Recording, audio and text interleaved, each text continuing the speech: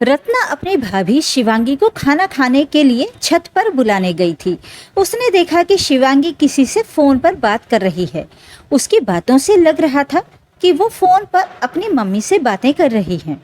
रत्ना ने सुना कि शिवांगी कह रही थी, मम्मी आपको तो पता ही है, ये आ गई है मेरी छाती पर मूंग दलने। तलाक इसका हुआ है और मुसीबत मेरी हो गई। पहले ही क्या घर के काम कम थे जो अब इस महारानी की सेवा भी करो। हाँ मम्मी आप सही कह रही हो, ऐसा ही करूँगी।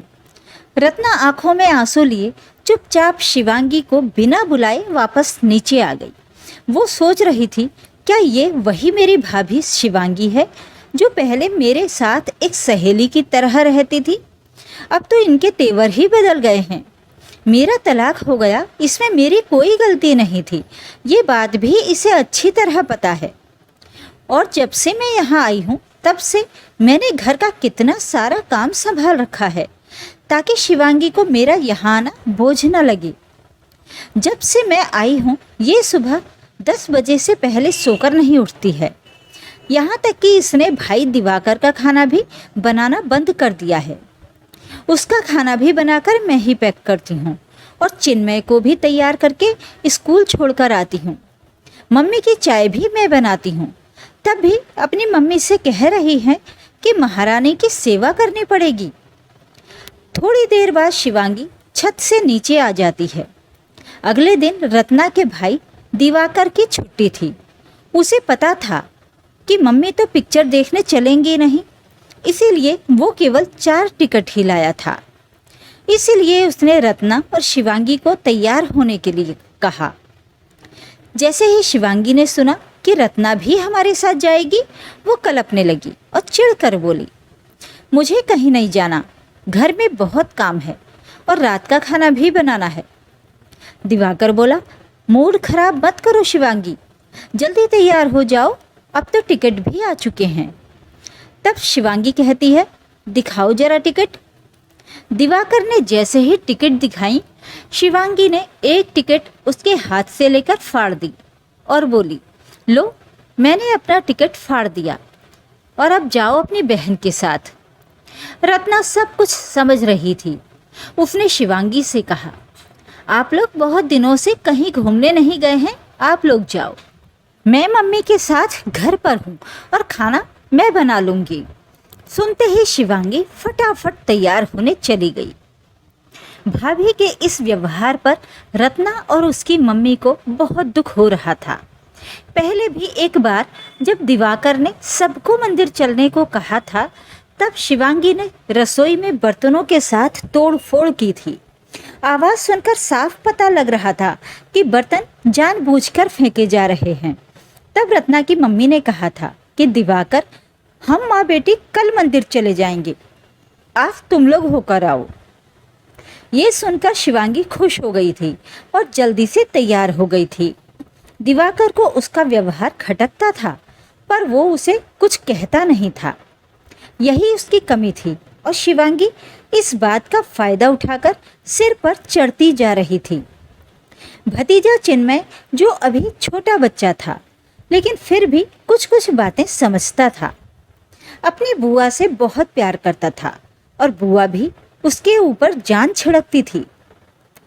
चिन्मय हमेशा चाहता था कि हम जहाँ भी घूमने जाएं, बुआ हमारे साथ जाए।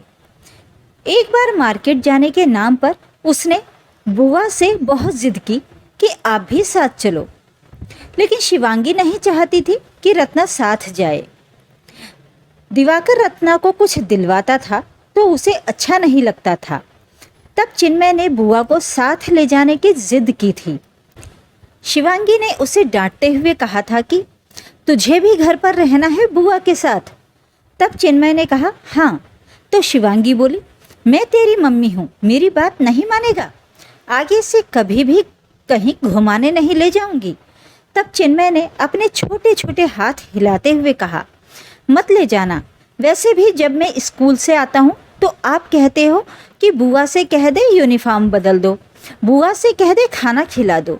मैं अभी तेरी नानी से फ़ोन पर बात कर रही हूँ। बुआ मेरे सारे काम करती हैं, मुझे शाम को पार्क में झूला झुलाने भी ले जाती हैं। फिर बुआ हमारे साथ क्यों नहीं जा सकती? बुआ नहीं जाएंगी तो मैं भी नहीं जाऊंगा। तब शिवांगी ने चिन्मय को एक जोरदार थप्पड़ लगा दिया था। रत्ना ने चिन्मय को प्यार से समझाया, चिन्मय बेटा, मम्मी से इस तरह बात नहीं करते। वैसे भी आज मेरा कहीं जाने का मन नहीं है। आज आप मम्मी पापा के साथ घूम कर आओ, कल फिर हम दोनों दोबारा चलेंगे। तब चिन्मय मान गया। रत्ना दिवाकर को कई बार मना कर चुकी थी, भाई मुझे साथ चलने के लिए मत बोला कर, भाभी को अच्छा नहीं लगता। अब रत्ना को लगने लगा था कि मैं इसके लिए इतना कुछ करती हूँ, पर इसे तो बिल्कुल भी शर्म नहीं है। तब रत्ना ने अपने लिए एक अच्छी जॉब ढूंढ ली और वो सुबह से शाम तक उसी में व्यस्त रहने लगी। कहीं घूमने का मन होता तो अपने ऑफिस फ्रेंड्स के साथ चली जाती। वैसे भी उसकी माँ उसकी शादी के लिए बहुत दिनों से एक अच्छा लड़का खोज रही थी। थोड़ा समय लगा, लेकिन एक अच्छे परिवार का लड़का आलोक उन्हें पसंद आ गया। आलोक भी तलाकशुदा था। दोनों की मंदिर में साधारण तरीके से शादी करवा दी गई। अब रत्ना जब भी अपने पति आलोक के साथ आती तो शिवांगी मीठी मीठी बातें करती। रत्ना जब इस बार अपने पति आलोक के साथ मायके आई तो शिवांगी ने अपने चिर परिचित नकली अंदाज में मिठास घोली। रत्ना, अब तो तुम्हारी बहुत याद आती है, अब तो तुम मेहमान बन गई हो। रत्ना मुस्कुरा दी। उसकी मुस्कान में अब वो मासूमियत नहीं थी जो पहले हुआ करती थी। अब वहाँ समझदारी, अनुभव और थोड़ी सी तलखी छुपी होती थी। आलोक ने जब पहली बार शिवांगी से मुलाकात की थी तभी उसकी आंखों ने बहुत कुछ पढ़ लिया था। इस बार आते ही आलोक ने रत्ना की माँ से कहा, माँ जी मैं सोच रहा हूँ अगली बार आप हमारे घर चलें, रत्ना आपको बहुत मिस करती है। शिवांगी बीच में ही बोल पड़ी, हाँ हाँ, मम्मी जी को थोड़ा घूमने फिरने की आदत डालनी चाहिए, यहाँ तो सारा दिन वही घर के काम। रत्ना की माँ मुस्कुराई, पर आलोक ने ध्यान से शिवांगी को देखा और धीरे से बोला, काम तो तब बोझ लगता है जब अपने मन में अपनापन ना हो, वरना घर तो घर होता है, नौकर खाना नहीं। शिवांगी को जैसे कुछ चुभ गया, पर वो चुप रह गई। अगले दिन सुबह रत्ना के जाने से पहले दिवाकर अकेले में उससे मिलने आया। बहुत देर तक चुप रहा, फिर बोला, बहन मैं बहुत छोटा भाई साबित हुआ, तुझे हर बार चुपचाप सहते देखा पर कुछ कर न सका। आज सोचता हूँ तो शर्म आती है, उस वक्त तुम्हारे लिए खड़ा नहीं हो सका, पर वादा करता हूँ अब मम्मी और घर का माहौल कभी ऐसा नहीं होने दूंगा। रत्ना की आंखें भर आई, बोली, भैया वक्त सब सिखा देता है, आपने देर से सही पर बात समझी, यही बहुत है। चिन्मय दौड़ता हुआ आया और रत्ना से लिपट गया।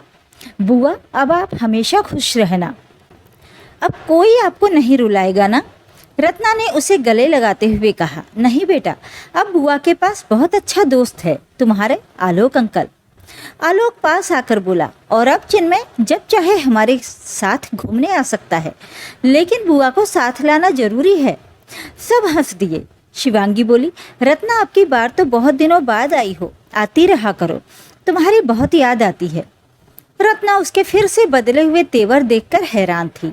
उसे पहली वाली बातें याद आ जाती थीं और वो मन ही मन सोचती थी कि वाह भाभी वाह, आपने मुश्किल भरे दिनों में मेरा मायका मेरे लिए पराया कर दिया था।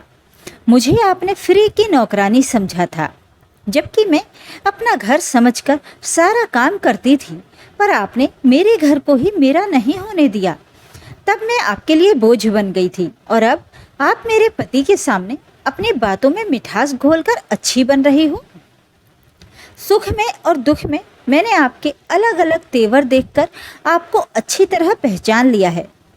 मेरी माँ ने कोशिश करके अगर समय पर मेरी दूसरी शादी न करवाई होती तो आप तो शायद मेरा जीना ही हराम कर देती। रत्ना ये सब कुछ मन में सोच रही थी और बाहर से केवल मुस्कुरा रही थी। शिवांगी उस शाम अकेली रसोई में बैठी रही। रत्ना की मुस्कुराहट, दिवाकर की आंखों का आत्मग्लानि से झुकना और चिन्मय की मासूम सच्चाई, सबने उसे आईना दिखा दिया था। पहली बार उसने अपने भीतर झांकने की कोशिश की। शायद बदलाव उसी दिन से शुरू हुआ था। रत्ना ने गाड़ी में बैठते हुए मायके की तरफ देखा, जहाँ कभी उसके आंसू गिरते थे। उसने मन ही मन सोचा, अब मैं किसी के घर पर बोझ नहीं, अपने घर की रानी हूँ। वो मन ही मन बोली और आलोक ने जैसे उसके मन की बात सुन ली हो, उसका हाथ थाम लिया